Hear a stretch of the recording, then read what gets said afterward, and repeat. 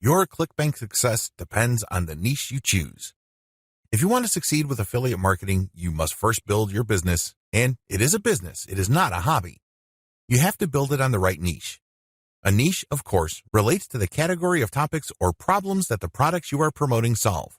That's what a niche is. Unfortunately, failed marketers choose niches the wrong way. First, they go for niches based on a hunch. They have a gut feel that a niche is hot or awesome.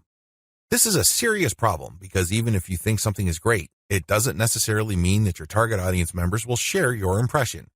There might be a big disconnect between what you think about a product and your intended audiences.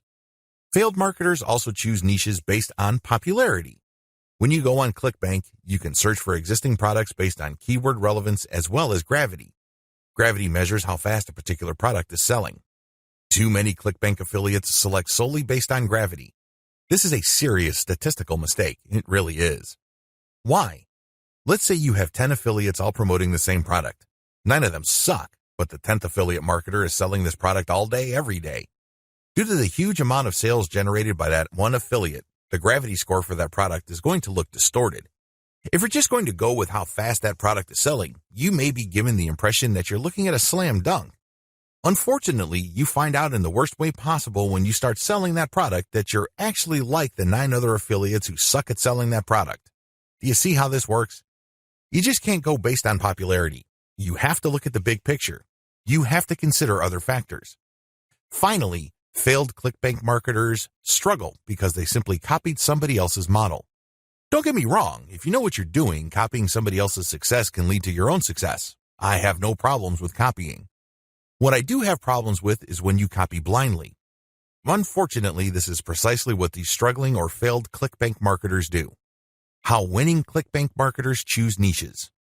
Now that you have a clear understanding of how failed marketers choose ClickBank niches, let me tell you how successful ClickBank marketers play the game. First, they find traffic. This is very important. You must determine whether a niche has demand or not. This is the first question you need to ask yourself. Is there an existing demand for this type of product? Put it another way. Do the problems that these products solve get enough interest on the internet? Are people willing to buy solutions to these problems? Next, successful ClickBank marketers figure out how other existing marketers market that product. They don't start from scratch. They don't trust their gut instincts. They don't follow their hunches. Instead, they look at what already works. They look for objective proof that the promotion model set by a competitor succeeds at some level or another. Third, successful ClickBank marketers create a value-driven marketing platform to promote ClickBank products. They don't just post content. They don't just blast out links. They create an integrated system that markets many different ClickBank products over time.